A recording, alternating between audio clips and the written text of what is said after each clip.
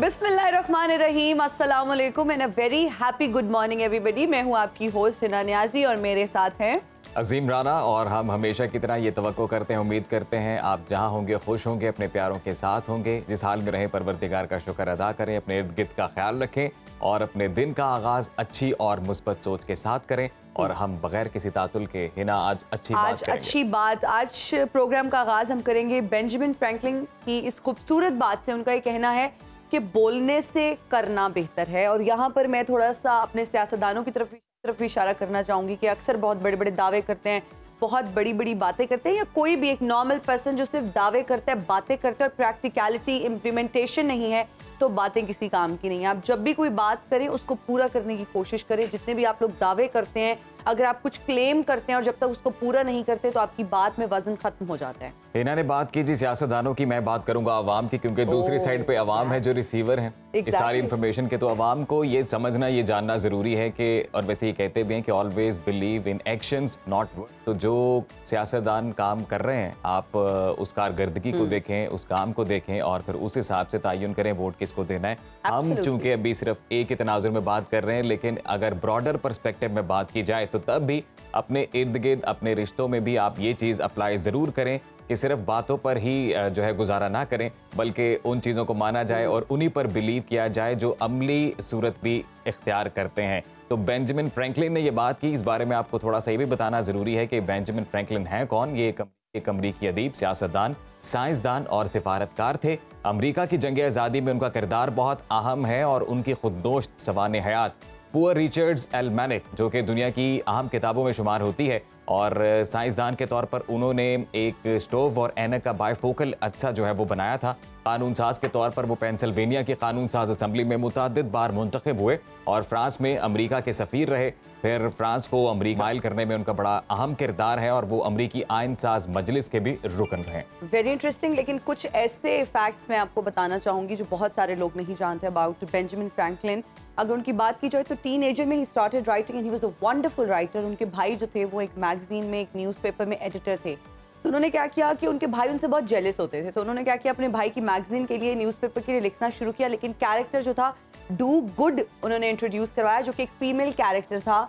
और वो anonymous writer बन के उसमें अपने सबमिशंस कराने लगे, अपने एसेज लिखने लगे। और आहिस्ता आहिस्ता जो बैचलर ख़वातीन थी वो डू गुड की बहुत बड़ी फ़ैन निकलना शुरू हो गई और वो शादी के लिए उनको जो है ना बहुत ज़्यादा प्रपोजल्स आना शुरू हो गए। फिर इवेंचुअली उनको ये रिवील करना पड़ा कि वो बेंजामिन फ्रैंकलिन है और वो शादी करने में इंटरेस्टेड नहीं है। उसके अलावा उनको फ्रांस भेजा गया फ्रेंच रेवोल्यूशन के दौर में, और फ्रांस मिलिट्री से एड हासिल करने के लिए। तो वहाँ पर जो वो गए तो इनका फैशन सेंस बहुत ज़्यादा पसंद किया गया। वो एक हैट किया करते थे वाइट रंग की, और वो फरी कैप्स किया करते थे जिसके ऊपर बहुत ज़्यादा फर होती है। तो क्या हुआ कि जो वहाँ की ख़वातीन थी उन्होंने उनके ही स्टाइल को कॉपी करके कर्ली बाल बनाना शुरू कर दी, उस तरह की बड़ी बड़ी ओवरसाइज्ड हैट्स पहनना शुरू कर दी। He was a fashionista. Benjamin Franklin को कॉपी करना शुरू कर दिया एंड ही वाज अ फैशनिस्ट। आपको पता है उनकी बहुत सारी फैशन मैगजीन्स में पिक्चर्स आई और बहुत सारे हम पोर्ट्रेट्स देखते हैं। अगर आज भी आप बेंजामिन फ्रैंकलिन की तस्वीर आपको अक्सर जो है ना फैशन मैगजीन्स पर नजर आएंगी, उनके कवर पेजेस पर नजर आएंगी, इनके बहुत ज़्यादा पोर्ट्रेट्स बनाए गए। इसके अलावा बहुत सारे लोग ये नहीं जानते कि वो स्कूल सिर्फ 2 साल गए हैं, फॉर्मली स्कूल, उन्होंने स्कूल अटेंड नहीं किया। वो वैसे है ना, हम लोगों ने मोस्ट ऑफ द टाइम जितनी भी बड़ी शख्सियात के बारे में हम पढ़ते हैं, वो अदीब हैं, वो साइंस से ताल्लुक है उनका या किसी भी शोबे से ताल्लुक है उनका, हम देखते हैं कि ज्यादातर जो है होम स्कूलिंग हुई है। Home schooling, they never attended. कम लोग हैं जिन्होंने फॉर्मल एजुकेशन जो है वो की है। बल्कि हम लोग वेस्टर्न फिलोसफी भी जब पढ़ते हैं तो उसमें कई ऐसे फिलोसफर्स आपको मिलेंगे कि जिनकी होम स्कूलिंग हुई है और खुद से उन्होंने जो है वो तालीम हासिल की है। फॉर्मल स्कूलिंग बड़े कम लोग हैं। तो ये भी एक इंटरेस्टिंग फैक्ट है। लेकिन मैं ये जानना चाहता हूँ कि आप कभी अपनी ज़िंदगी में किसी मर्द के स्टाइल स्टेटमेंट से मुतासिर हुई और आपने उसे कॉपी करने की कोशिश? कॉपी तो नहीं, लेकिन मुतासिर हम अक्सर बहुत सारे लोगों से होते हैं। आपके भी स्टाइल सेंस से मैं आज बहुत मुतासिर हो रही हूँ कि आपने मेरे साथ ट्विनिंग की हुई है, so this looks really good. ये वाइब्स कनेक्ट हो गई हैं जी, और ये बिल्कुल भी प्लान नहीं था, है ना? तो इन्हें आगे बढ़ते हैं जी और बात करेंगे जी मुल्की सियासी मंजरनामे की कि उसमें क्या तब्दीली आ रही है। कमर तोड़ अगर महंगाई की बात करें तो आवाम को किस तरह से मुतासिर कर रही है, मईशत के अदाद शुमार क्या बता रहे हैं, और खेल के मैदानों में क्या पेशरफ्त हो रही है। खेल में तो भी बहुत सारी खबरें आ जाने वाली हैं। और अगर हम बात करें आलमी हालात तो क्या मंजरकशी कर रहे हैं, इस पर एक नजर डालते हैं। शाहीनो छा जाओ, लंकन टाइगर से 2-2 हाथ करने का वक्त आ गया। पाकिस्तान और श्रीलंका का शेड्यूल्ड मैच सेमीफाइनल में तब्दील। फाइनल में रसाई के लिए ग्रीन शर्ट को आज का मैच हर हाल में जीतना होगा। इलेक्शन की तारीख का तनाज़ा। सदर ने इलेक्शन कमीशन को जनरल इलेक्शन के लिए 6 नवंबर की तारीख तजवीज़ कर दी। हतमी फैसले के लिए अदलिया से रहनुमाई का मशवरा भी दे दिया। इलेक्शन कमीशन ने आज अहम इजलास बुला लिया। इलेक्शन की तारीख पर सदर का एक्शन। निगरान हुकूमत और सियासी जमातों की आरिफ अलवी पर चढ़ाई। सदारती खत को जानिबदारी और सियासी इकदाम करार दे दिया। इंतखाबी दंगल से पहले सियासी सफबंदी शुरू। मुस्लिम लीग नून सोलो फ्लाइट के लिए तैयार। जनरल इलेक्शन में किसी भी जमात से इत्तेहाद न करने का बड़ा फैसला। बरी सिपा सलार का तुर्की का दौरा। आर्मी चीफ की तुर्क सियासी और अस्करी क़यादत से मुलाकातें। सैयद आसिम मुनीर को पेशा वराना खिदमात के एतराफ़ में लीजन ऑफ मेरिट से नवाजा गया। सुप्रीम कोर्ट में बड़ी तब्दीली। चीफ जस्टिस उमर अता बंदयाल की रिटायरमेंट में सिर्फ 3 दिन बाकी। जस्टिस काजी फायज ईसा बतौर चीफ जस्टिस 17 सितंबर को हल्फ उठाएंगे। अदालती महाज पर मुतअद्दिद सियासी चैलेंजेस दरपेश। कोरोना के बाद नीपा का हमला। भारत में नए जानलेवा वायरस नीपा ने सर उठा लिया। मोदी सरकार ने मुकाबले के लिए अलर्ट जारी कर दिया। अब तक नीपा वायरस 2 जिंदगियां निकल गया।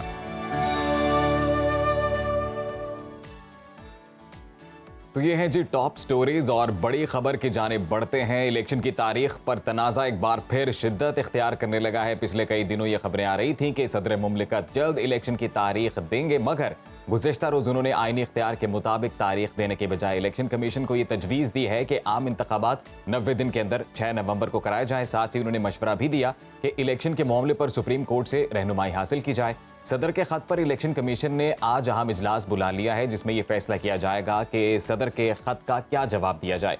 और दूसरी जानिब सियासी जमातों ने सदर के खत को जानिबदारी और सियासी इक़दाम करार दे दिया है। जबकि एक और अहम खबर यह है कि चीफ जस्टिस पाकिस्तान उमर अता बंदयाल की रिटायरमेंट के सिर्फ 3 दिन बाकी हैं और अलविदाई तकरीबात का जो सिलसिला है वो जारी है। 17 सितंबर को वो ओहदे से रिटायर होंगे और उनकी जगह सीनियर तरीन जज जस्टिस काजी फायज ईसा अपनी जिम्मेदारियां संभालेंगे। इलेक्शन की तारीख का तनाज़ा क्या रुख इख्तियार करेगा? सुप्रीम कोर्ट में आने वाले नए चीफ जस्टिस को किन सियासी चैलेंजेस का सामना करना पड़ेगा? इस पर बात करने के लिए हमारे साथ सीनियर तज्जियाकार रसूल बख्श रईस साहब मौजूद हैं। अस्सलाम वालेकुम, thank you so much for joining us in Suno Pakistan. Sir, कहिएगा, सदर ने आम इंतखाबात के लिए इलेक्शन कमीशन को 6 नवंबर की तारीख तजवीज़ कर दी है। आप क्या समझते हैं, ये तजवीज़ कितनी अहमियत की हामिल है? वालेकुम अस्सलाम और शुक्रिया कि आपने मुझे अपने प्रोग्राम में मदद किया है। ये तो सबको मालूम था कि जो भी कानूनदान है, सियासतदान है, सहाफ़ी है, अदलिया में बैठे हैं, सबको मालूम था कि आइन में ये लिखा हुआ है कि असम्बली तोड़े जाने की सूरत में, कबल अज़ वक्त तोड़े जाने की सूरत में 90 दिन के अंदर इंतखाबात होंगे। तो ये कोई ख़बर तो नहीं है सदर की तरफ से जो उन्हें दी गई है, लेकिन सदर ने अपना आइनी फर्ज पूरा किया है और उन्होंने तारीख दी है कि 90 दिन के अंदर जो आइन में लिखा हो, ये उनकी तरफ से नहीं है। आइन में लिखा हुआ है कि 90 दिन के अंदर इंतखाबात होना चाहिए। कि उन्होंने कि अगर कोई लोग कहते हैं कि वो गैर जानिबदार नहीं है, तो वो उनको आइन के मामले में ना सदर को, ना आपको, ना मुझे, किसी को भी गैर जानिबदार नहीं होना चाहिए जी। कि हमारी जानिबदारी मुल्क के आइन के साथ है, वफादारी उसके साथ है, किसी और के साथ तो नहीं हो सकती। तो जाहिर है कि उन्होंने एक खुल के बात की है कि देखें हजूर वाला, आइन ये कहता है कि 90 दिन के अंदर इंतखाबात कराए जाओ, ये तारीख बनती है जी। अगर आपको इब्हाम है इस बारे में कि आइन क्या कहता है, तो आप अदालत उज़्मा के पास चले जाएं। ये भी उन्होंने मशवरा दिया है। लेकिन अदालत उज़्मा में जाएंगे तो क्या वो ये कहेंगे कि आइन में ये नहीं लिखा हुआ? एतराज़ इस बात पर उठाया जा रहा है दीगर सियासी जमातों की जानिब से कि सदर जो हैं वो सिर्फ एक सियासी जमात यानी कि PTI को अपीज़ करने के लिए इकदाम कर रहे हैं। सदर की जानिब से तजवीज़ देने का जो मामला है सर, उस पर बात हो रही है। सदर डायरेक्टली डेट अनाउंस भी तो कर सकते थे जी, इसलिए कि मेरा ख्याल ये है कि उनको तारीख अनाउंस करना चाहिए थी। लेकिन जिस किस्म का माहौल पाकिस्तान के अंदर बना हुआ है हर तरफ से दबाव है, तो उन्होंने इस अंदाज से बात की है कि सांप भी मर जाए और लाठी भी बच जाए। जी। तो ये वो मामला है, लेकिन ये है कि उनकी जगह कोई और मैं होता या आप होते तो जाहिर है कि हम बात वही करते जो आइन में है। तो उन्होंने कोई ज़्यादा मुख्तलिफ बात नहीं की। एक गुंजाइश छोड़ी है आइन के लिए, अगर आपको कोई मसला है आइन को समझने में, अगर आप पढ़ नहीं सकते या समझ नहीं सकते या आपकी कोई और तशरीह हो सकती है, तो अदलिया से पूछ लें कि वो क्या कहते हैं इस बारे में। सर, अब इलेक्शन कमीशन ऑफ पाकिस्तान जो है वो इस गुंजाइश को कितना कैश करेंगे, ये सवाल है कि अब क्या ये डिसीजन या ये तजवीज़ जो है सदर पाकिस्तान की वो बाइंडिंग होगी इलेक्शन कमीशन ऑफ पाकिस्तान पर? देखिए, ये सिर्फ सदर की राय का बाइंडिंग होना जरूर नहीं है या ज़रूरी नहीं है। ये आइन की बात, आइन सब पे लाजिम है। इलेक्शन कमीशन ऑफ पाकिस्तान मेरे नज़दीक गैर जानिबदार नहीं है। ये सियासत का अखाड़ा बन चुका है और आइन से मुकम्मल तौर पर कई मामलात में इनहराफ कर चुका है। इनहराफ से बल्कि ये है कि आइन की खिलाफ वर्जी के मुर्तकिब हुए हैं, और अगर आप ऐसा करते हैं तो आर्टिकल 6 मौजूद है जी। और उसमें ये गद्दारी के जुमरे में आता है। और ये अब असम्बली के बारे में जो अदलिया का फैसला था और जो आइन कहता है कि 90 दिन के अंदर इंतखाबात करा दे, उन्होंने नहीं कराए। रसूल बख्श शरीफ साहब, कुछ कानूनी पेचीदगियाँ सर जो आड़े आती हैं। इलेक्शन एक्ट में तरमीम की गई है जिसका लिवरेज लिया जाता है इलेक्शन कमीशन ऑफ पाकिस्तान की जानिब से कि जब इंतखाबात होंगे और बिलखसूस जब डिलिमिटेशन होगी तो वो करवाने के बाद, प्रॉपर नोटिफाई करवाने के बाद ही कोई डेट प्रॉपर अनाउंस की जाती है। और दूसरी जानिब आईन पाकिस्तान है जिसमें ये वाज़े तौर पर लिखा गया है कि असम्बलियाँ वक्त से पहले डिज़ोल्व होंगी तो 90 दिन में इंतखाबात कराने। तो अब आईन पाकिस्तान और इलेक्शन एक्ट है जो आमने सामने है। देखिए, ये बहुत सादा सा मसला है, इतना पेचीदा नहीं है। सियासतबाज आके जो बातें करते हैं वो बड़ा मज़ाक़खेज़ लगते हैं कि आइन से कोई भी कानून आप बनाएं, कोई सियासी एक्ट हो, सदर का एक्ट हो या प्राइम मिनिस्टर का एक्ट, किसी का हो, कोई चीज़ अगर आइन से मुतसादिम है, कानून भी मुतसादिम है, तो वो मतरूक हो जाता है, वो नहीं चल सकता। आइन की बालादस्ती होती है। दस्तूर ये दस्त से है, ताकत से है।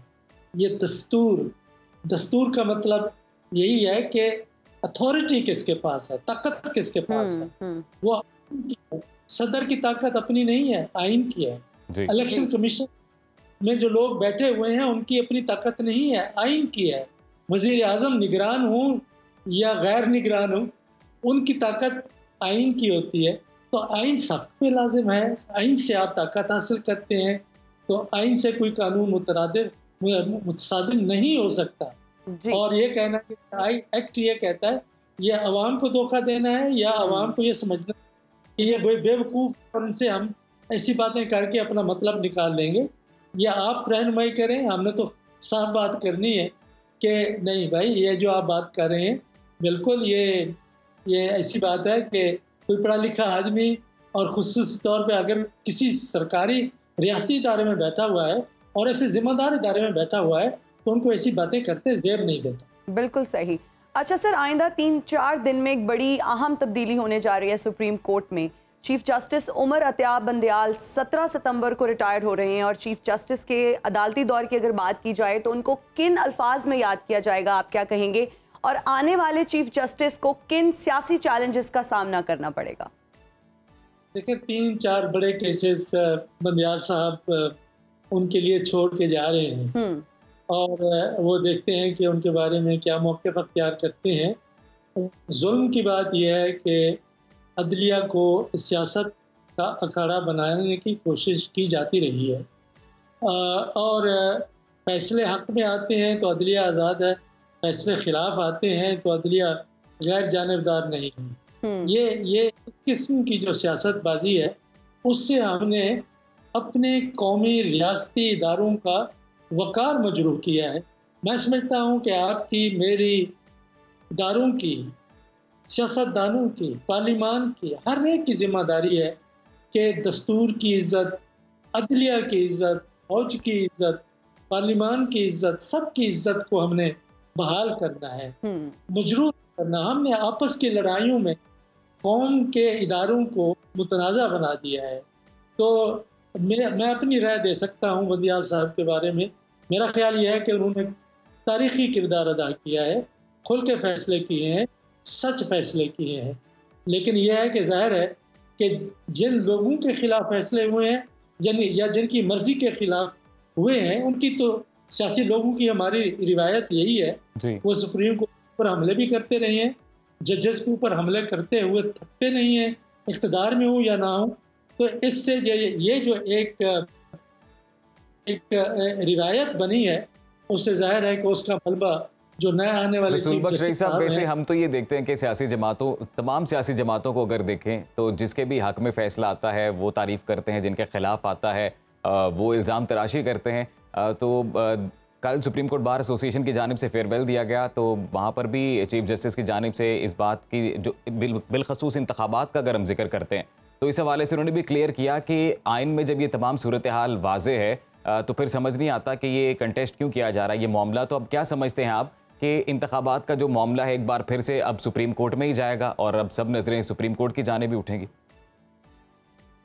मेरा ख्याल है कि न सिर्फ सुप्रीम कोर्ट की तरफ जाएगा बल्कि ये मीडिया में रोज़ाना की बुनियाद पे होगा, आवाम में होगा। और एक जो मीडिया किसी के कंट्रोल में नहीं है, सोशल मीडिया, उसके ऊपर होगा। और दुनिया की नज़रें भी हैं कि आप देखें जो बयानात हैं बड़ी ताकतों की तरह से वो क्या आ रहे हैं कि इंतखाबात वक्त पे हों, शफाफ हों, गैर जानिबदार हों और सब के लिए मैदान हमवार हो। तो ये ख़बरें जो बाहर से आ रही हैं कि कोई ये समझता है कि आज के ज़माने में जहाँ पे कि जमहूरियत का राज है, तो अगर आप वो पुराने हरबे इस्तेमाल करके किसी को आप पीछे देते हैं और किसी मोहरे को आगे ले आके खड़ा कर देते हैं या बिठा देते हैं जी, तो वो के साथ मेरा ख्याल में चलना फिर हमारे लिए मुश्किल होगा। हम पहले मुश्किलात का शिकार हैं जी। तो उन मुश्किलात से चलने का जो बेहतरीन तरीका है वो यही है कि एक ऐसी हुकूमत जो आवाम की हुकूमत हो वो कायम की जाए आइन के मुताबिक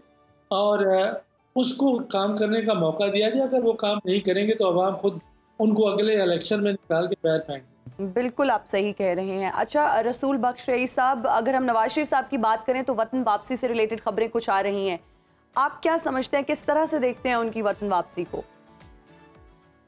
देखें, एक रूह तो पड़ेगी अगर रूह पहले ख़त्म नहीं हुई थी। हम ये जुमले के तौर पे कह सकते हैं कि किसी जमात की रूह रवा अगर एक ही शख्स है तो फिर वो जमात तो नहीं होती, वो तो फिर एक ख़ानदानी मामला होता है।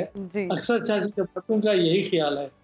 और मेरे ख्याल में अगर मियां नवाज शरीफ साहब को बाहर निकाल दें तो मुस्लिम लीग में सिर्फ राना सनाउल्लाह ही रह जाते हैं। तो उनका आना जो है ना बड़ा ज़रूरी है पार्टी को इकट्ठा करने के लिए, आगे बढ़ने के लिए जी। और वो एक बयानिया उनका खलत मलत हो गया है, ये वो उल्टा सीधा भी हो गया है कि वोट को इज्जत दो, इज्जत दो, इज्जत दो। पता नहीं वो फिर कहाँ पे किस दश्त में वो गुम हो गया, चाबियाँ गुम हो गई, संदूक में बंद हो गया। तो अब वो उसको निकालने के काबिल हैं या नहीं है, उसके ऊपर एतबार किया जाएगा या नहीं। लेकिन ये है कि मियाँ साहब के आने से उनकी जमात में एक तारीख उठेगी और वो उनकी सियासत, अवाम की सियासत तो ज़रूर है लेकिन उससे ज़्यादा कहीं इंटर एलीट पॉलिटिक्स है। वो ये है कि लोगों सियासी घराने हैं उनको जोड़ के इकट्ठा करके जमात को आगे कैसे चलाना है उसके वो बहुत माहिर हैं और उनके रिश्ते सारे पाकिस्तान के अंदर मौजूद हैं, तो वो काफ़ी मौसर साबित होंगे PMLN के लिए। ठीक हो गया, बहुत शुक्रिया सर। रसूल बख्श रईस साहब इस वक्त हमारे साथ मौजूद थे और क्रेडिबल तज्जिया होता है इनका भाई, और हमारी सुबह को बेहतर से बेहतरीन बनाने में हमारा साथ भी देते हैं। बहुत शुक्रिया वंस अगेन सर। और जो सियासी इस वक्त सूरत हाल है, जो सियासी मंजरनामा है, उस पर किस तरह से तब्दीलियां रोनुमा हो रही हैं, रसूल बख्श रईस साहब ने सबका जो है वो क्या कहते हैं ना दरिया कूजे में बंद करने वाला तो वो कर दिया है जी। तो अभी हम भी दरिया को कूजे में बंद करें और जल्दी से ब्रेक ले लेते हैं नाज़रीन। अभी लेंगे एक ब्रेक, हाजिर होंगे ब्रेक के बाद। देखते रहिए सुनो पाकिस्तान।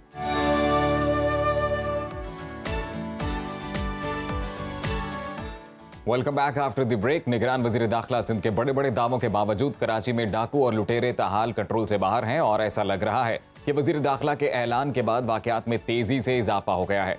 कराची रोशनियों के शहर के बजाय डाकुओं का शहर बनता दिखाई दे रहा है। रोजाना की बुनियाद पर डकैती के वाकयात सामने आ रहे हैं। अगर हम पिछले 2-3 दिन की बात करें तो 7 सितंबर को कोरंगी में 3 डाकुओं ने बुक स्टॉल पर डकैती के दौरान मुजाहमत पर बाप बेटे को गोलियां मारकर कत्ल कर दिया। 2 दिन पहले नॉर्थ कराची में सलीम सेंटर के करीब लुटेरों ने भाई के सामने भाई को मार डाला। और गुज़िश्ता रोज गुलिस्तान जौहर में नामालूम अफराद ने फायरिंग करके एक मदरसे के मोहतरम मौलाना ज़ियाउर रहमान को कत्ल कर दिया। शाह फैसल कॉलोनी में 6 मुसल्लह मुलजिमान ने फैक्ट्री मुलाजमीन से भरी बस को लूट लिया। कराची में रवा साल डकैती मुजामत समेत मुतअद्दिद वाकयात में 97 शहरी कत्ल हो चुके हैं। और दूसरी जानिब कराची पुलिस में बड़े पैमाने पर अखाड़ पिछाड़ शुरू कर दी गई है। 97 थानों के SHOs और दीगर अफसरान के तबादले कर दिए गए हैं। नई अमल शुरू हो गया है। इस तमाम तर सूरत हाल पर बात कर लेते हैं। हमारे साथ हमारे स्टेशन चीफ कराची शुएब बरनी मौजूद हैं। अस्सलाम वालेकुम, thank you so much for joining us in Suno Pakistan. बरनी साहब, वजीर दाखिला ने हलफ लेने के फौरी बाद कहा था कि कराची में तब्दीली हमें देखने में नजर आएगी, लेकिन अगर हम तब्दीली की बात करें तो हमें उल्टी नजर आ रही है और डाकू जो है वो वजीर दाखिला को चैलेंज करते हुए हमें नजर आ रहे हैं। अचानक शहर कायद में वाकयात में इतना ज्यादा इजाफा क्यों हो गया है?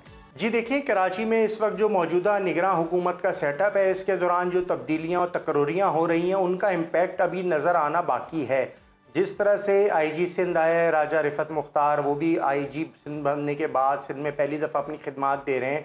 इसके साथ साथ जो ब्रिगेडियर रिटायर्ड हारिस नवाज साहब हैं, वो निगरान वजीर दाखिला बने हैं। तो उनकी जानिब से अभी हमें मीडिया को यही बताया जा रहा है कि हमारी जानिब से जो किए जाने वाले इक़दामात हैं वो आपको आने वाले हफ्ते से नज़र आना शुरू हो जाएंगे। जिस तरह से आपने अपने इब्तिदाइया में भी बताया कि कराची के 97 थानों के SHOs को तब्दील किया गया है, तो ये एक बहुत बड़ा नंबर है। 97 थानों के SHOs एक दिन में तब्दील हो जाना, क्योंकि केयर टेकर सेटअप है, इलेक्शन कमीशन की पाबंदियां होती हैं, उसकी वजह से तब्दील किए गए हैं। कराची में वाज़े रहे कि कराची खुद एक कई मुल्कों से बड़ा इस वक्त जो है, मुल्क को आप जिस तरह से देखते हैं मुल्क की जगह उसको आप शहर को मुल्क की तरह देखें, तो कराची में हर कौम के और हर लोगों का ताल्लुक है कि वो कराची में रिहाइश पजीर हैं और बड़ा तबका कराची में रहता है। फिर कराची माशी हब है, तो यहाँ पे डकैतियाँ, स्ट्रीट क्राइम भी मेट्रोपॉलिटन सिटीज़ के हिसाब से बहुत ज़्यादा हैं। जिस तरह से कराची में वाकयात होते हैं, जिस तरह से आपने अभी बताया, ये जो मौलाना साहब का कत्ल किया, आपसे कुछ देर कबल इनकी नमाज जनाजा मॉडल कॉलोनी के इलाके में कराची में अदा की जा रही है, वहाँ पे इंतज़ाम किया गया है, वहीं पे इनकी नमाज जनाजा होगी। इनके कत्ल के बाद भी पुलिस ने शुबा जाहिर किया कि इनके कत्ल रॉ मुलविस है। तो इस तरह की सिचुएशन है, जब इस तरह की चीज़ें सामने आती हैं तो फिर उसके बाद यही होता है कि तहकीकात के दायरे को वसी किया जाता है। तो अभी तो 2 दिन हुए इनके कत्ल को, क्योंकि FIR गुज़िश्ता रोज हो गई है। ये बताइएगा कि कानून नाफिज करने वाले इदारों की जानिब से ये डिटेल सामने आई है कि रॉ मुलविस ऐसे वाकयात में? जी बिल्कुल, कराची पुलिस के अफसरान ने ये बात खुद मीडिया को बताई है कि उनके कत्ल में मुलविस रॉ है। हालांकि उस वक्त तक उनके जो असलहा है जिससे उनको कत्ल किया गया, उसका कोई फॉरेंसिक नहीं हुआ, वेपन्स का कोई लेबॉर्ट्री एग्जामिनेशन नहीं हुई, चली हुई जो गोलियों के खोल होते हैं उसको कोई एग्जामिन नहीं किया गया। तो ये बहुत जल्दी टू अर्ली स्टेटमेंट था, लेकिन हो सकता है इंटेलिजेंस इंफॉर्मेशन ऐसी कोई हो लॉ इन्फोर्समेंट इदारों के पास जो उन्होंने ये बयान जारी करा। अभी तक इनके मुल्जिमान के हवाले से तो कोई कड़ी नहीं मिली, अलबत्ता CCTV वीडियोस वगैरह कुछ आई हैं, इन्होंने जो रास्ता ट्रैवल करा उसमें जो उनको चेस किया गया उसके हवाले से भी। लेकिन कराची में ये फिरका वाराना बुनियादों पे कत्ल कोई पहली दफ़ा नहीं हुआ। कराची में माजी में भी इस तरह के कत्ल और वाक़यात होते हैं। अच्छा, अब आपके सवाल का दूसरा रुख जो डाकू राज चल रहा है, डाकू राज की अगर बात कर ली जाए तो सिंध में डाकू पुलिस को यरगमाल बनाते हैं और डाकू कानून की रिट को चैलेंज करते हैं। अंदरूने सिंध अगर आप चले जाएं तो डाकू राज है, उस डाकू राज का खात्मा कैसे किया जाएगा, ये इस निगरान सेटअप के लिए बहुत बड़ा एक चैलेंज है। क्योंकि गुज़िश्ता 15 साल से सिंध में पीपल्स पार्टी की हुकूमत है, 3 टेन्योर उन्होंने ही। तो शुएब बरनी, पुलिस अफसरान की अखाड़ पिछाड़ से ये मामला हल होता नजर आता है, ये कोई परमानेंट सोल्यूशन है? देखें, पुलिस अफसरान की आप उखाड़ पिछाड़ कर दें, लेकिन उनको बाइख्तियार ना बनाएं। जैसे कल गुज़िश्ता रोज सिंध हाई कोर्ट में केस की हियरिंग में जज साहब का कहना था कि IO को एक हाथ से चेक दिया जाता है और दूसरे हाथ से उससे इन्वेस्टिगेशन करने का जो फंड होता है वो वापस ले लिया जाता है। जब इस तरह से मामलात होंगे, पुलिस स्टेशन में पोस्टिंग्स जो हैं मेरिट के बजाय रिश्वत दे के, टेंडर देकर, पैसे देकर होगी। अच्छा शोएब बर्नी साहब, अगर हम क्राइम रेशो की बात करें तो गुज़िश्ता कुछ अरसे में अचानक से बहुत ज्यादा बढ़ गई है, क्या कहेंगे? इसकी बुनियादी वजह आप क्या समझते हैं? देखिए, इसकी बुनियादी वजह यह है कि शहर में लोगों में गुर्बत बढ़ी है, महंगाई ने बहुत ज़्यादा लोगों को अफेक्ट करा है, उसकी वजह से भी इम्पैक्ट आता है कि कराची में लूटमार जो कि स्ट्रीट क्राइम है, ये आसान क्राइम होता है। फौरी तौर पे छीना, आपने मोबाइल ले जाके चोरी का बेचा और अपना कैश खड़ा कर लिया, तो इस तरह की वारदातें हैं। तो कराची में जिस तरह खवातीन को लूटा जाता है, बस स्टॉप्स पे खड़ी हुई लड़कियों को उनसे उनका मोबाइल फ़ोन छीन लिया जाता है, मोटरसाइकिल दो आते हैं 2 मिनट में वारदात की और ये जा और वो जा, तो इस तरह से सिचुएशन है। कराची में बसों में लोगों को लूटा जाता है क्योंकि गरीब मुसाफिर हैं बेचारे, जो कि 50 रुपए 60 रुपए खर्च करके बस में सफर कर रहा है, तो उसके पास कौन सा बहुत ज्यादा कोई महंगा या लग्जरी मोबाइल फोन होता है। लेकिन कराची में यौमिया 250 से ज्यादा क्राइम के वाकयात रिपोर्ट होते हैं पूरे आप मुल्क के आदादोशुमार। अच्छा बर्नी साहब, एक सवाल मैं लाइटर नोट पे आपसे पूछना चाह रही हूँ कि क्या आप महफूज हैं या अभी तक आपके साथ भी कोई इस तरह का वाकया हो चुका है?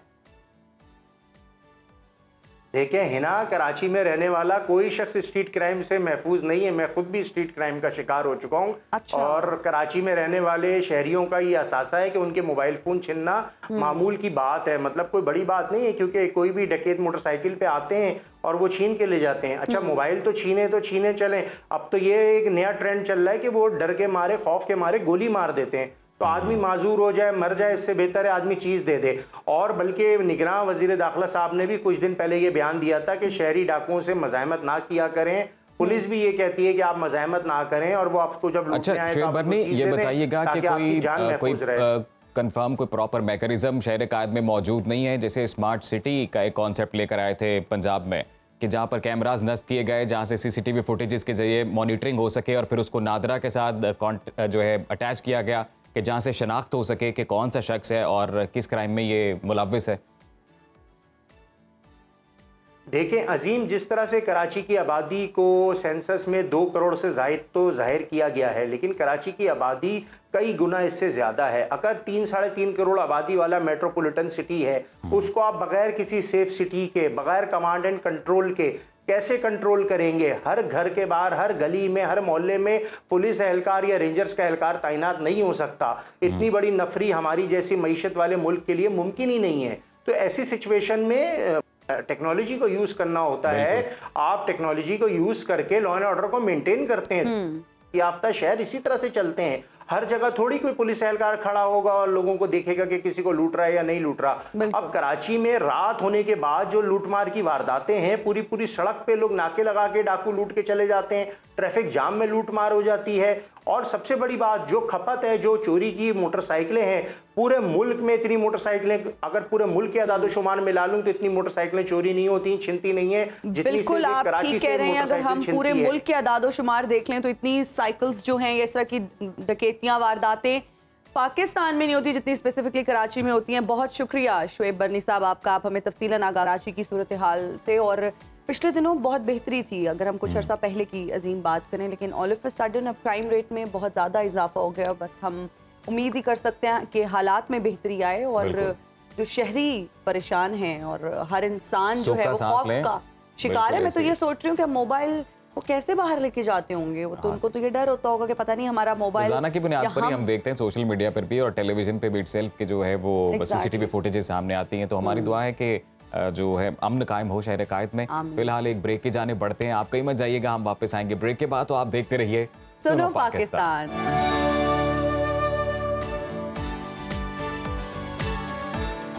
And we are right back after the break. अब हम बात करते हैं मौसम की। महकमा मौसमियात ने 15 से 20 सितंबर के दौरान लाहौर समेत कश्मीर, गिलगित बल्तिस्तान, खैबर पख्तूनख्वा और पंजाब समेत मुल्क के बेशतर हिस्सों में तेज हवाओं और गरज चमक के साथ वक्फे वक्फे से बारिश, जबकि बाज़ मकामात पर मूसलाधार बारिश का भी इम्कान जाहिर किया है। तो ओवरऑल वेदर कैसा रहेगा, इस पर बात कर लेते हैं। चीफ मेट्रोलॉजिस्ट मोहम्मद असलम साहब हमारे साथ मौजूद हैं। असलम साहब बताइएगा, 15 से 20 सितंबर के दौरान आंधी और बारिश का जो सिलसिला शुरू हो रहा है उसकी नौयत क्या होगी? देखिए, ये जैसे 20 तारीख तक जो एडवाइजरी इशू की है महकमा मौसमियात ने, इस पे मुख्तलिफ इलाकों में कई जगह पे तो मॉडरेट बारिश होगी, कई उनमें कहीं आइसोलेटेड हैवी फॉल भी हो सकता है। जैसे लाहौर में भी आइसोलेटेड हैवी फॉल के चांसेस है, लेकिन मॉडरेट के ज़्यादा चांसेस हैं। तो ये सिस्टम जैसे नॉर्दर्न एरियाज और इस्लामाबाद, मरी, कश्मीर, इनमें आइसोलेटेड हैवी फॉल होगा और लैंड स्लाइडिंग का खतरा है जो हमारे हिली एरियाज हैं। तो उस दौरान में बल्कि जो हमारे टूरिस्ट हैं उनको जाने से परहेज करना चाहिए इन इलाकों में। ठीक है मोहम्मद असलम साहब, हम ये भी जानना चाह रहे हैं कि जो कमज़ोर इंफ्रास्ट्रक्चर है, क्या उसको नुकसान भी पहुंचने का खदशा जाहिर किया जा रहा है? जी बिल्कुल, इस एडवाइजरी में मेंशन किया गया जो कमज़ोर इंफ्रास्ट्रक्चर जैसे पोल्स हैं, जैसे जो सोलर पैनल्स हैं या जो दरख्त हैं काफ़ी, ये भी गिर सकते हैं, इनके करीब नहीं जाना चाहिए क्योंकि इसमें विंड चलने का भी ज़्यादा इम्कान है और बारिश। ख्याल रखना बहुत ज़रूरी है, इस तरह के पोल्स के करीब आप लोग ना जाएं। सोलर पैनल्स की आपने बात की, इसके अलावा ये भी बताइएगा कि क्या इसके बाद मजीद बारिशों का भी इम्कान है? देखिए, इस जो अभी जो स्पेल चल रहा है इससे टेम्परेचर ड्रॉप हो जाएगा, लेकिन इसके बाद कम से कम एक और स्पेल सितंबर में एक्सपेक्टेड है, तो इससे वेदर में तब्दीली का इम्कान और टेम्परेचर भी गिरने का इम्कान है। मोहम्मद असलम साहब, जो लोग नॉर्दर्न एरियाज का ट्रिप प्लान कर रहे हैं, ये हमारा हर बार ही सवाल होता है आपसे, तो इस हवाले से कोई एडवाइजरी जारी की गई है?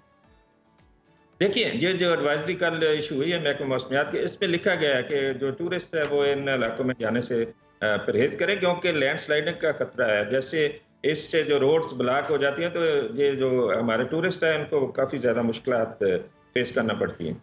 बिल्कुल ठीक हो गया, बहुत शुक्रिया मोहम्मद असलम साहब, आपने हमें डिटेल और टूरिस्ट के हवाले से भी आपने बात की कि अभी ट्रैवल करने के लिए ये वक्त अच्छा नहीं है और हमारा ये सवाल होता है ताकि जो भी लोग प्लान करें अपने ट्रिप्स, जो भी टूरिस्ट जाना चाह रहे हैं नॉर्दर्न एरियाज में, वो ना करें।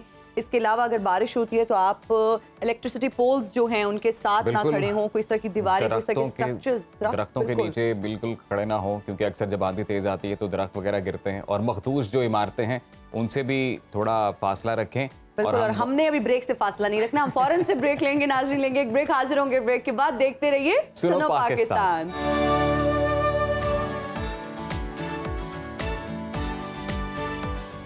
Welcome back after the break, और शहरनामा हमारा ये सेगमेंट है। इस वक्त हम बात करेंगे पाकिस्तान की नामवर गुलकारा सुरैया मुल्तानिकर की। उन्होंने 1966 में फिल्म बदनाम के नगमे बड़े बेमुरव्वत हैं ये हुस्न वाले से शोहरत हासिल की। क्लासिकी और लोक मौसीकी पर दस्तरस रखती हैं, खुसूसन ख्वाजा गुलाम फरीद की काफियाँ बड़ी महारत से गाती हैं। हुकूमत पाकिस्तान ने 14 अगस्त 1986 को सदारती तमगा बराए हुस्न कारकर्दगी और 14 अगस्त 2008 को सितारा इम्तियाज से नवाजा। बिल्कुल, इस वक्त उकाशा गुल उनके पास मौजूद हैं। पाकिस्तान की मारूफ गुलकारा सुरैया मुल्तानिकर, जनूबी पंजाब की अजीम गुलकाराओं में आप अपना ही मकाम रखती हैं। आपने क्लासिकी मौसीकार सारंगी नवाज उस्ताद गुलाम नबी खान की शागिर्दी इख्तियार की। 1956 में रेडियो लाहौर पाकिस्तान में ऑडिशन दिया और तब से कामयाबी आपका मुकद्दर बनी। फिर कराची किया और पेशावर किया और ढाका किया, फिर आपने हर जगह अपना जो है क्लासिकी से जादू जगाया। अस्सलाम वालेकुम। अल्हम्दुलिल्लाह। कैसी हैं आप? अल्हम्दुलिल्लाह, शुक्र है खुदा का। सबसे पहले तो मैं खुशनसीबी महसूस कर रही हूँ कि मैं आपसे मिली हूँ। अल्लाह आपको खुश रखे। अब ये बहुत बड़ी बात है कि आप इस तरीके से आपने शुरू किया प्रोग्राम और कैसे आप पजीराई दे रही हैं आर्टिस्ट को। ये बहुत कम लड़कियों में ये होता लेकिन है। ये भी कुछ भी नहीं है, जो आपकी खिदमात हैं हमारे मुल्क के लिए, अल्हम्दुलिल्लाह। फिर जो आर्ट है उसके लिए, फिर लोकगीत, पता नहीं क्या क्या। आपका ये मुल्क तो है, वो गिने चुने लफ्ज़ हैं जो मैंने कह दिए, लेकिन तारीफ के लिए अल्फाज नहीं है। और आपका मुल्क है तो मेरा भी तो मुल्क है ना। बिल्कुल। हाँ, मैं तो पक्की बुढ़ापे तक पाकिस्तानी हूँ। अरे किसने कह दिया आप बूढ़ी हो गई हैं? अल्लाह आपको खुश रखे।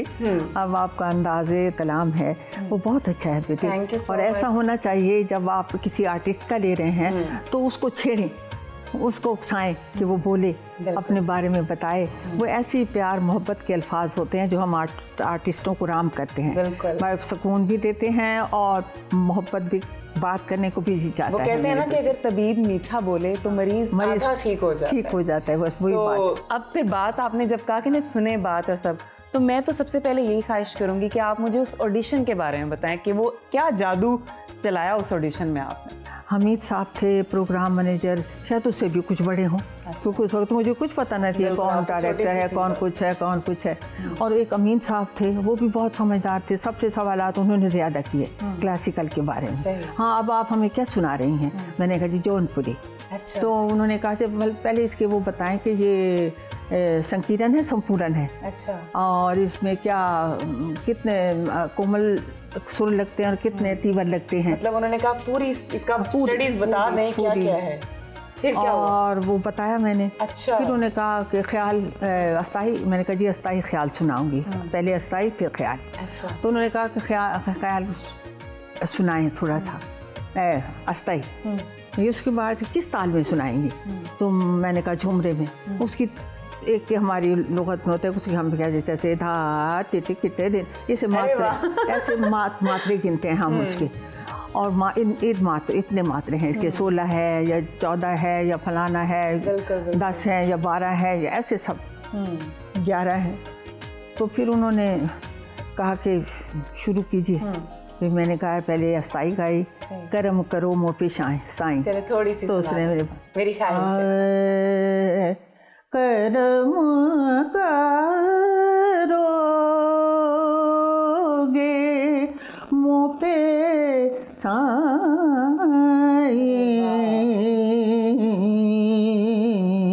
करम करोगे। ये थी अस्थाई। मैं हैरान पता क्यों हुई हूँ, क्योंकि ये तो मुझे पता है कि आप बहुत अच्छा गाती हैं। अल्लाह आपको लेकिन जीती रहे। इस एज में, हालांकि age is just a number. अभी आपने कहा है कि मेरी एज ज्यादा नहीं, ज्यादा नहीं, लेकिन अब तक आपका वो कंट्रोल है अपनी आवाज पे, माशाल्लाह, वो देख के मैं हैरान हुई। अल्हम्दुलिल्लाह, माशाल्लाह माशाल्लाह माशाल्लाह। अल्लाह की रहमत। अब तो मेरा दिल कर रहा है मैं यहाँ से जाऊँ ही ना, कुछ सुनती जाऊँ। बिल्कुल सुने, क्यों ना सुने। अच्छा, मुझे ये बताएं कि जब 1960 और 1970 के दरमियान आपको परफॉर्मेंस का मौका मिला, मुल्क में भी फिर बैरून मुल्क, तो फिर क्या हुआ? कि उस वक्त बड़ा म्यार था, है ना, जब ये दौर था गाने का, तो उस वक्त गाने का म्यार था और गज़ल का भी म्यार था, काफ़ी का भी म्यार था, हर चीज़ का एक गाने गीत का भी। बिल्कुल। अब ना शायरी का म्यार है, ना सुर का, ना ताल का, ना मेरे बच्चे तरस का, जिसे ट्विन कहा जाता है, वो भी मेरे बच्चे ने। और फिर मैंने वो ही गाया। भड़क जाएगी आग, जल जाएगा दिल, निगाहें मिलाने की कोशिश न करना, बड़े मुरव्वत हैं ये हुस्न वाले, कहीं दिल लगाने की कोशिश न करना, बड़े बेमुरव्वत। फिर इसको देख के बादशाह, इसकी मकबूलियत को देख के, क्योंकि रेडियो पिंडी का वो सारा इंतज़ाम था, तो उसी में वो सारा उन्होंने कर लिया ना, वो प्रोग्राम जितना भी था उनके पास महफूज था। फिर वो बात एक दिन उन्होंने कोई 10-12 दिन के बाद वो बजाया। तो उसमें ये गज़ल भी थी, तो फिर इसकी इतनी फरमाइशें आई कि ये वक्त चलता ही रहा। मुझे आपसे बात करके बहुत अच्छा लगा और मुझे इतनी अपनायत हुई, और ये सिर्फ कैमरे पे नहीं है व्यूअर्स, जब मैं आई हूँ इनके साथ बैठी हूँ तो मुझे लगा ही नहीं कि मैं इतनी बड़ी शख्सियत से पहली दफ़ा मिल रही हूँ। और माशाल्लाह, अल्लाह ताला आपकी ज़िंदगी करे, आप ऐसे ही हंसती मुस्कुराती रहें और ऐसे ही गाना गाती रहें। मेरा भी दिल यही है, गाना मैं ऐसे गाती रहूँ। मेरी अपनी ये ख्वाहिश है, गाना मेरी ज़िंदगी है, मैं छोड़ दूँ तो मैं उदास हो जाती हूँ, बीमार हो जाती हूँ। नहीं, आप ऐसे ही गाते हैं, आपने गाते रहना है। और मेरी राहत बेटी का इसमें बड़ा हाथ है कि तू मुझे गवाती है इस उम्र में। हाँ। अच्छा जी, मेरी ख्वाहिश यही थी कि अम्मा जान और बेटी जान दोनों साथ में बैठे हैं, लेकिन वो मेहमानों में मसरूफ़ थी, लेकिन मेरे इसरार पे उन्होंने बुलाया और उसके लिए तो सबसे पहले शुक्रिया। मेरे साथ इस वक्त मौजूद हैं राहत बानो। मैं बल्कि यही कहूँगी कि जो मैंने बहुत सुना है पीलू पक्कियाँ, और दोनों को गाते हुए भी सुना है, तो अभी मेरी एक ख्वाहिश पूरी हो चुकी है, अब दूसरी होने जा रही है। चुनू रलिया पीलू पक्कियां वे पक्कियां नी वे, आ चुनू रलिया पीलू पक्कियां वे पक्कियां नी वे, आ चुनू रलिया। कई बगियां कई सागियां पीलियां, कई बुरियां कई फिकड़ियां नीलियां, कई बगियां कई सावियां पीलियां, कई बुरियां कई फिकड़ियां नीलियां, कई उदियां गुलनार कटियां रतियां वे रतियां नी वे आ चुनू रल यार आ चुनू रल यार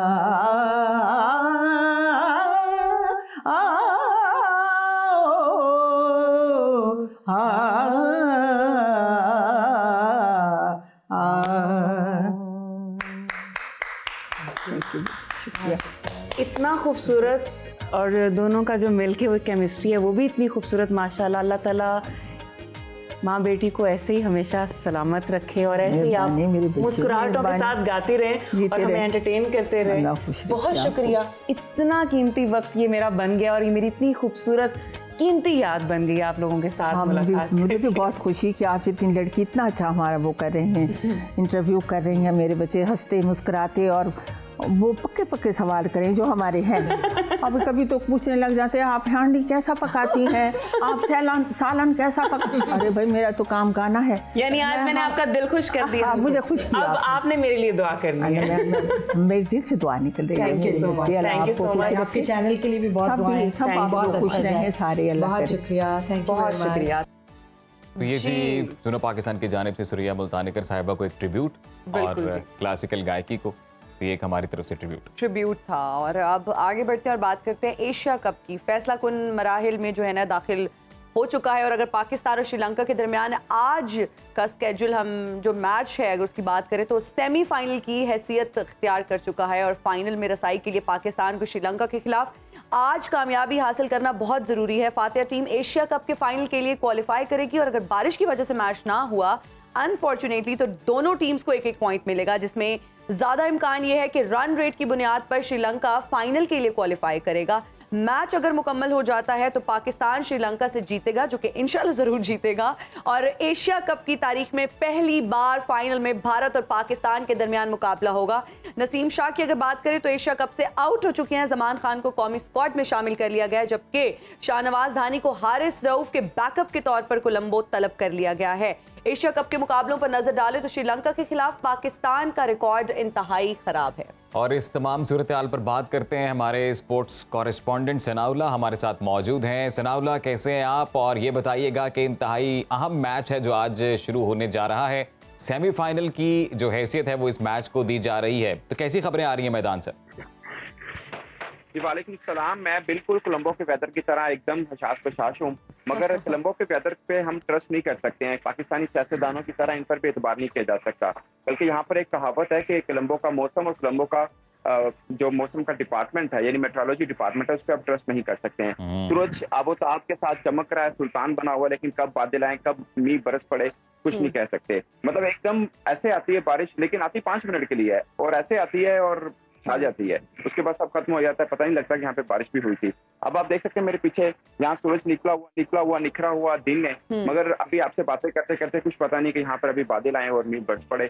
और अगर मींह नहीं बरसता तो मैच बहुत खूब होने वाला है, क्योंकि कोलंबो प्रेमदासा क्रिकेट स्टेडियम में पाकिस्तान टीम काफी लंबे टाइम से खेलते आ रही है। यहाँ पर लगातार 3 माह से पाकिस्तान टीम ऑलमोस्ट यहाँ पर मौजूद है।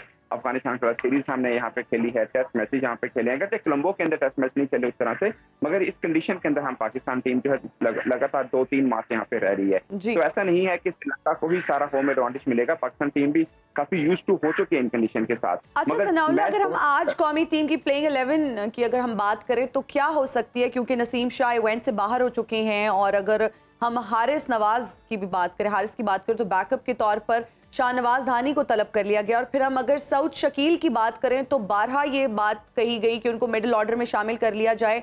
अब चूंकि वो मिडिल ऑर्डर में हैं तो आप क्या समझते हैं कि कितनी स्ट्रेंथ मिलेगी उनके मिडिल ऑर्डर में आने से हमारी टीम को?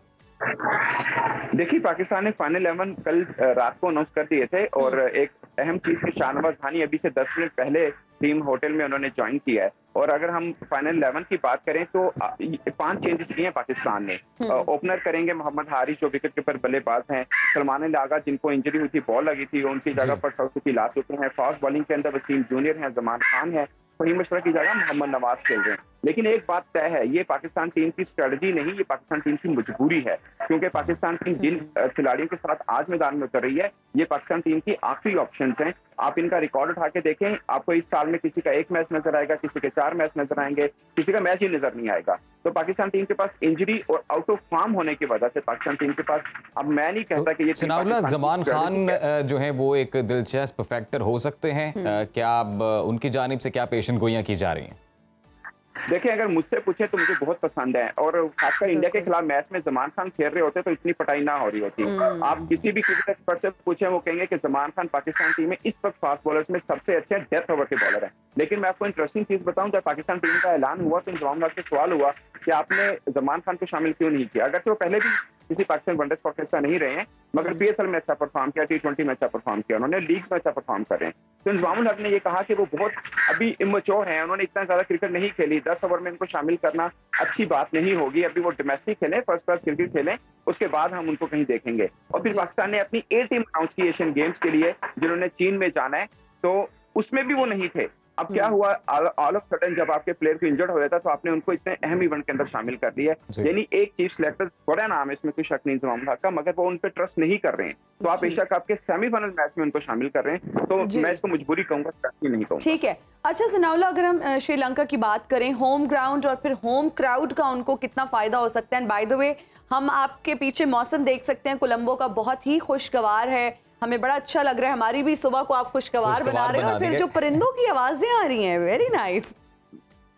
हाँ, यहाँ पे ग्रीनरी बहुत है, कोलंबो के अंदर ग्रीनरी बहुत है, और यहाँ पे ग्रीनरी और लोगों का जो एटीट्यूड है वो सबसे अच्छा आपको लगता है जब आप यहाँ पे श्रीलंका के अंदर आते हैं। यहाँ पे बल्कि हम जब इतने दिन हो गए, 2 हफ्ते से हम सोच रहे हैं ये फाइनेंशियली कैसे कोलैप्स किया श्रीलंका, क्योंकि लोग बहुत अच्छे हैं, काफी हद तक ईमानदार भी हैं। खैर, ये दूसरी तरफ बात चली जाएगी। तो मौसम अभी तक ठीक है, लेकिन जैसे मैंने आपको पहले बताया था कि यहाँ पर आप मौसम पर ट्रस्ट नहीं कर सकते हैं, कभी बादल आ जाएंगे एकदम। लेकिन सनाउल्लाह, हम तो दुआ करेंगे कि आज बारिश ना हो, भरपूर मुकाबला हो। लेकिन अगर हम नंबर्स की बात करते हैं तो नंबर्स पाकिस्तान वर्सेस श्रीलंका में, श्रीलंका की फेवर्स में थोड़े ज़्यादा हैं, वो ज़्यादा मैचेस जीते हुए हैं अनफॉर्चुनेटली। तो क्या लगता है आज एक तगड़ा मुकाबला देखने को मिलेगा अगर बारिश नहीं होती है?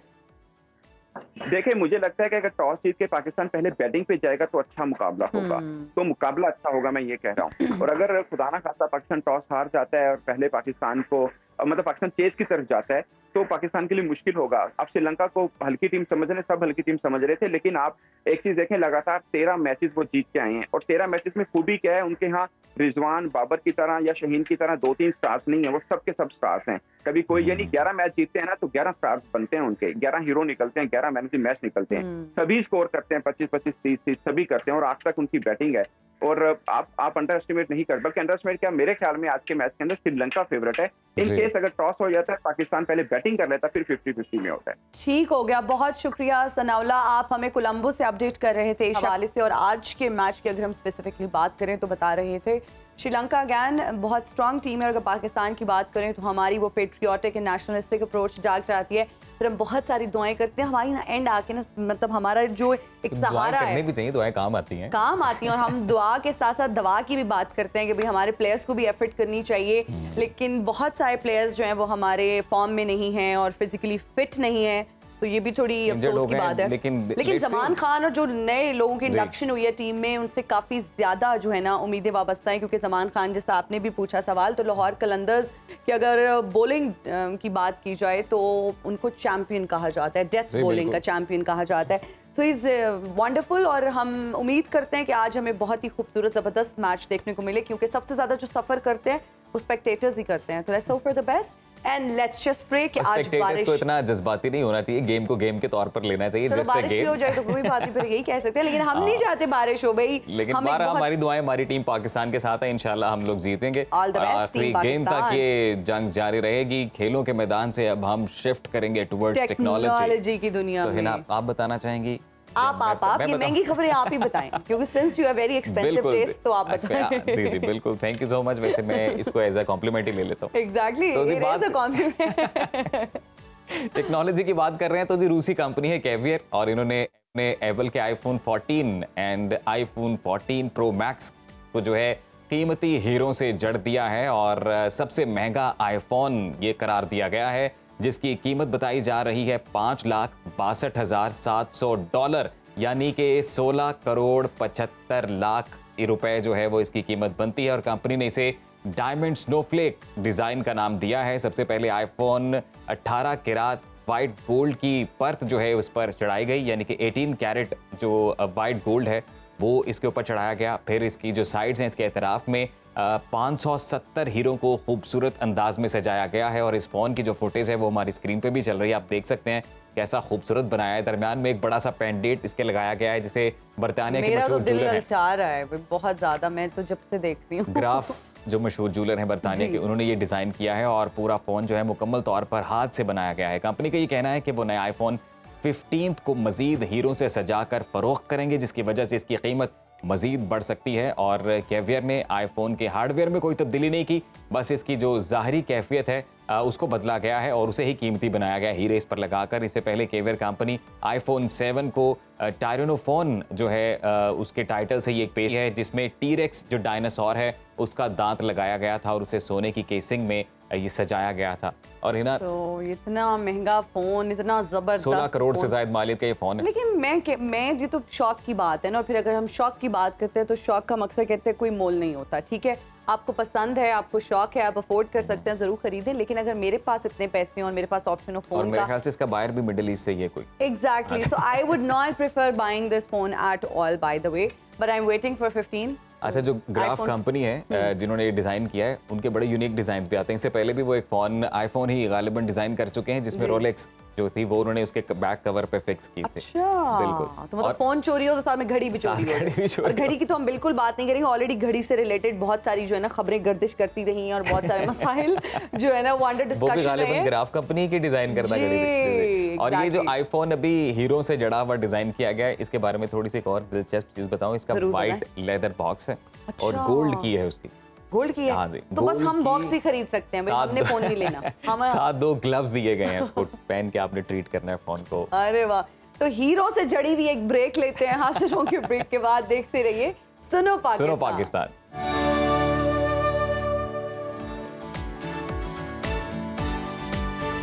And we are right back after the break. You're watching सुनो पाकिस्तान और इस वक्त हमारे साथ एक बहुत ही टैलेंटेड सिंगर अली बख्श साहब मौजूद हैं जो कि हमसाया मुल्क में जाकर भी परफॉर्म कर चुके हैं और एक कंपटीशन में टॉप 4 में आ चुके हैं। इसके अलावा इनकी स्पेशलिटी की अगर बात करें तो क्लासिकल म्यूज़िक ये बहुत ही अच्छे से उसको निभाते हैं। फोक म्यूज़िक इनके कुछ ट्रैक्स हैं जो कि बहुत ही पॉपुलर हैं, बहुत ही ज़बरदस्त हैं। इसके अलावा काफियाँ ये बहुत ही खूबसूरत अंदाज में पढ़ते हैं और कवालियार घराने से इनका ताल्लुक है। अली बख्श साहब हमारे साथ मौजूद हैं।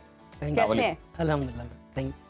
तो मुझे ये बताएं, रियाजत की अगर हम बात करें, आप इतने बड़े घराने से आपका ताल्लुक है, ग्वालियर घराने से, मौसीकी का बहुत बड़ा घराना, तो फिर रियाजत किस तरह से करते हैं, कितनी देर करते हैं? मैं ग्वालियर घराने का स्टूडेंट हूँ और उनकी रियाजत बड़ी मुश्किल रियाजत है। क्लासिकल चूँकि मेरा ख्याल है पाकिस्तान का सबसे बड़ा वो घराना है क्लासिकल का, और उनकी रियाजत तो पूरी नहीं होती बंदे से, लेकिन फिर भी वो जब करवाते थे हमारे उस्ताद जी ताहिर इकबाल परवेज़ साहब, वो शगन फैमिली से, मतलब इस वक्त शगन साहब ज़्यादा वो उनके भतीजे हैं और बड़ी प्यारी फैमिली है। तो उस्ताद जी जब करवाते थे तो 3-3 4-4 घंटे वो ऐसे कि जैसे इस कमरे से बाहर नहीं कोई जा सकता, कोई म्यूज़िक के अलावा कोई बात नहीं करनी। म्यूजिक है या मतलब आप लोग उसी पे डिस्कस कर सकते हैं और कंसंट्रेशन सारी म्यूजिक से। तो हम चाहेंगे कोई हम जो है ना और डिस्कशन बाद में भी कर लेंगे, लेकिन आपसे हम सबसे पहले कुछ सुनना चाहेंगे। चले, मैं इसमें सबसे पहले ख्वाजा गुलाम फरीद जी की काफ़ी है। ज़रूर ज़रूर।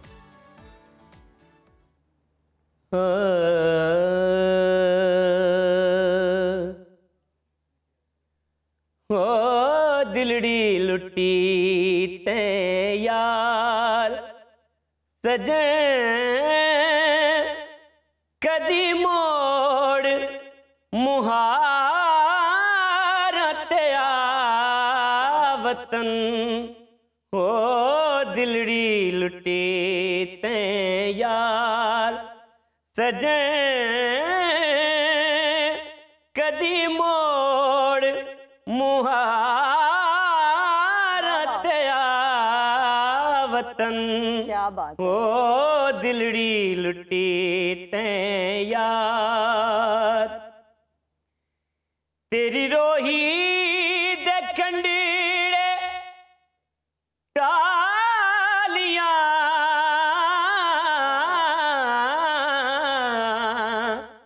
तेरी रोही दे कंडीड़े कालियां मेरिया दुखन कन्ना दिया वालियां ओ मैं तरा ता हिजर विच जालियां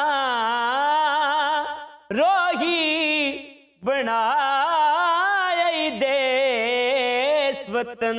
क्या बात है। ओ दिलड़ी लुटी ते यार तेरी रोही दे कंडीड़े बेरियां वे मैं तेरियां वे मैं तेरियां ओ जो कया वसा जा मेरियां क्यों रोही बनाई देस वतन ओ दिलड़ी लुटी ते यार सजन कदी मोड़ मुहारा ते आवतन हो दिलड़ी लुटी।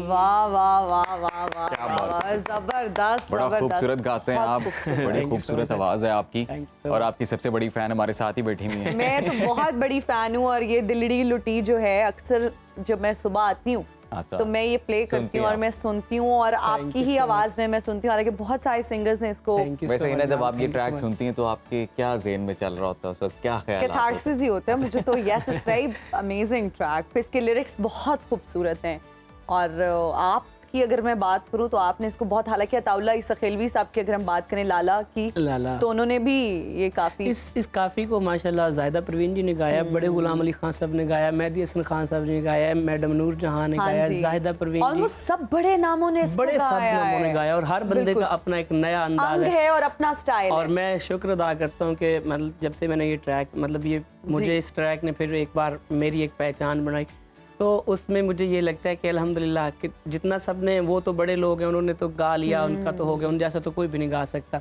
लेकिन ये है कि अल्लाह ने मुझे भी एक अलग अपनी पहचान के साथ ये मेरे साथ। वैसे लेकिन आपके भी तो सुनने वाले काफी मौजूद हैं, आपको भी लोग सुनते हैं, लेकिन हम ये जानना चाहते हैं कि आप किनको सुनते हैं, आपके favourite singer?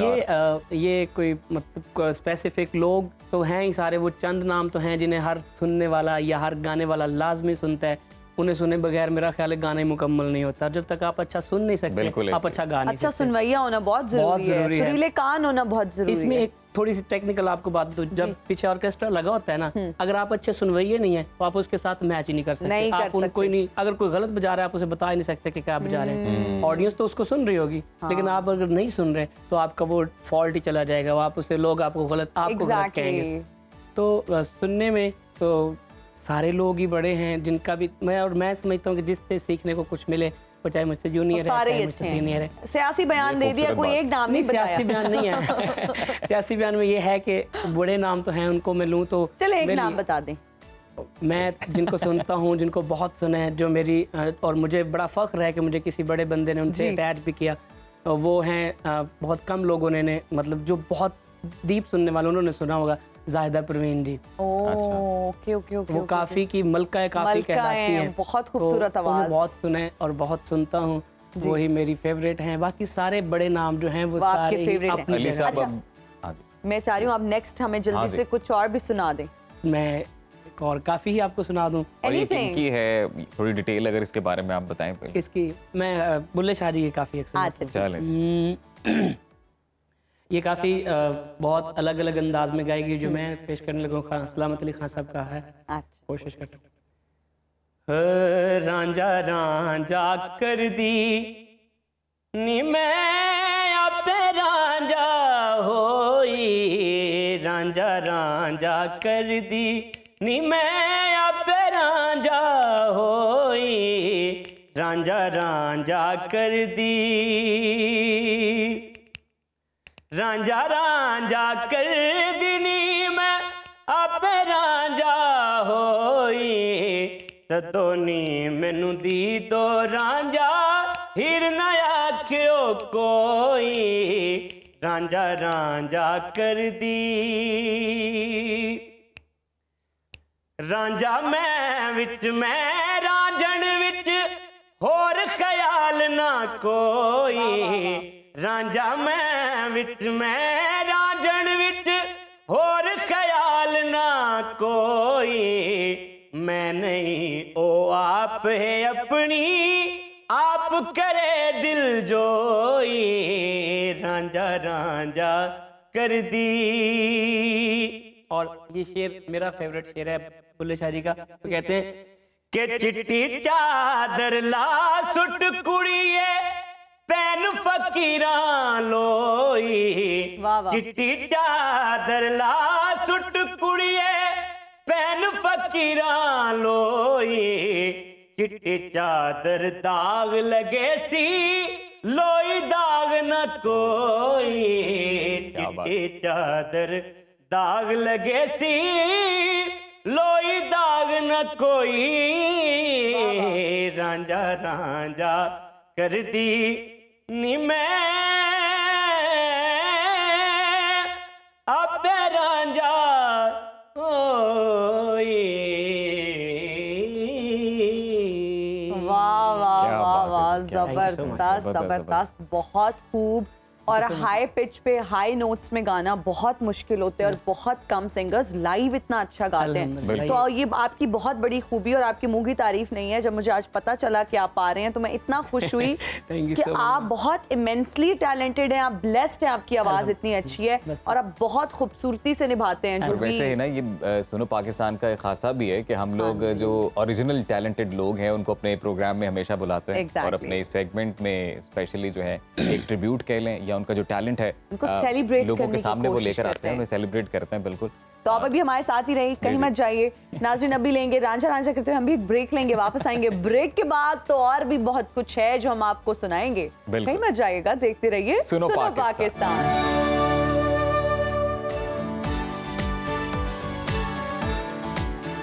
Welcome back after the break जी। और ब्रेक पर जाने से पहले ही बड़े ही खूबसूरत दो हमने गाने सुने और हमारे साथ अली इस वक्त स्टूडियो में मौजूद हैं।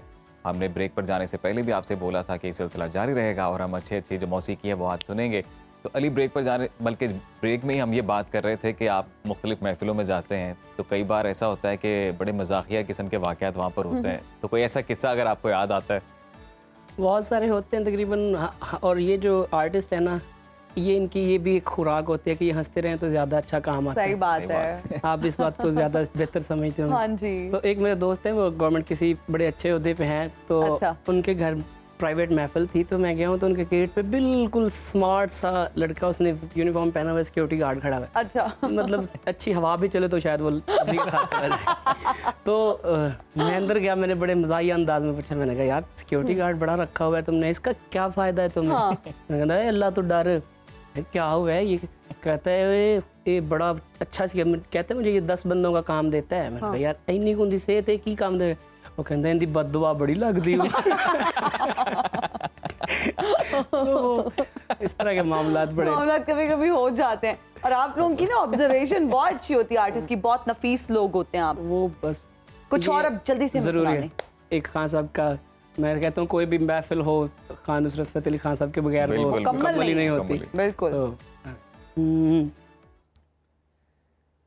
किन्ना सोना तेनू रब ने बनाया, किन्ना सोना तेनू रब ने बनाया, दिल करे वेखदा रवां, किन्ना सोना तेनू रब ने बनाया, दिल मुड़दा नी लख समझाया, दिल मुड़दा नी लख समझाया, दिल करे वेखदा रवां, किन्ना सोना तेनू रब ने बनाया,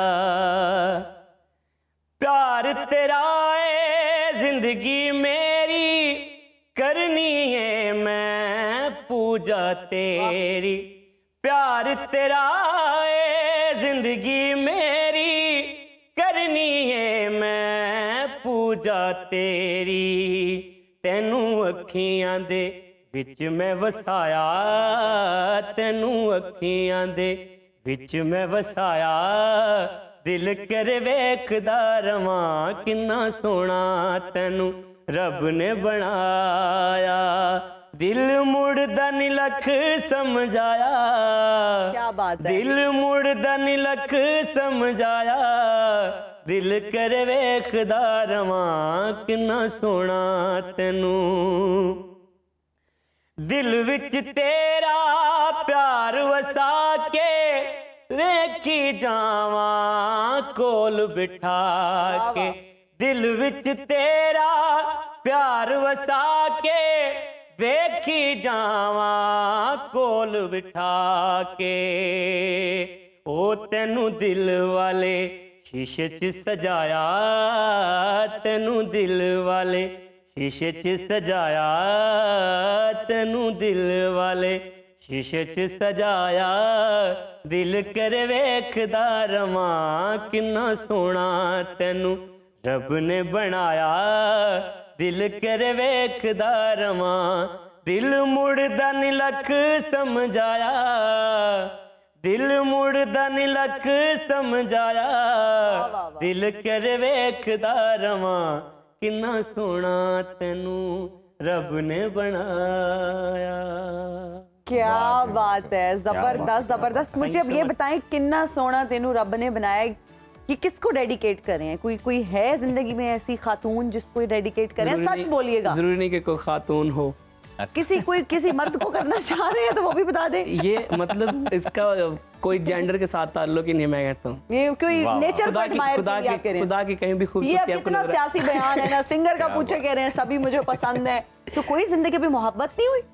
वो मोहब्बत डिस्क्लोज नहीं करना चाह रहे हैं, घर वाले भी देख रहे हैं। ये मुमकिन है कि किसी को मोहब्बत ना हुई हो? हाँ तो फिर बताएं ना। वो मुमकिन नहीं होगा। वो यही तो कह रहे हैं कि मोहब्बत नहीं बताना। अच्छा सॉरी माजरत जी, नहीं वो कोई बात हमें नहीं आप ऑफ एयर ही बता दें किससे हुई, हम अभी आपसे पूछ लेते हैं। लेकिन आज आने का बहुत शुक्रिया, बहुत अच्छा लगा आपसे मिलके और बहुत ही जबरदस्त आपने हमें कलाम भी सुनाया, गाने भी सुनाए। सुनो के साथ जब भी आया हूँ मुझे मतलब अपना सा लगना शुरू हो गया कि हम जब भी आते मुझे लगता है कि मैं अपने घर बैठ के गा रहा हूँ। फिर से अब हम आपको जहमत देंगे और सुनो मैं इसे जहमत नहीं समझता, इंशाल्लाह मोस्ट वेलकम, जब मर्जी तशरीफ लाएं थे। और हम उम्मीद करते हैं कि हमारे नाज़रीन को आज का हमारा जो शो है वो ज़रूर पसंद आया होगा, और जो हमने आखिर में म्यूज़िक का तड़का लगाया वो तो बिलखसूस पसंद आया होगा, क्योंकि हमारी साथी एंकर ने तो भरपूर इंजॉय किया है। तो आप आज के लिए हमें इजाज़त दें, कल हम आपसे दोबारा मिलेंगे इसी टाइम पर। बिल्कुल जी, मुझे और अजीम राना को दीजिए इजाज़त, अपना बहुत ख्याल रखिएगा। See you guys tomorrow, bye bye, अल्लाह हाफ़िज़। अल्लाह हाफ़िज़।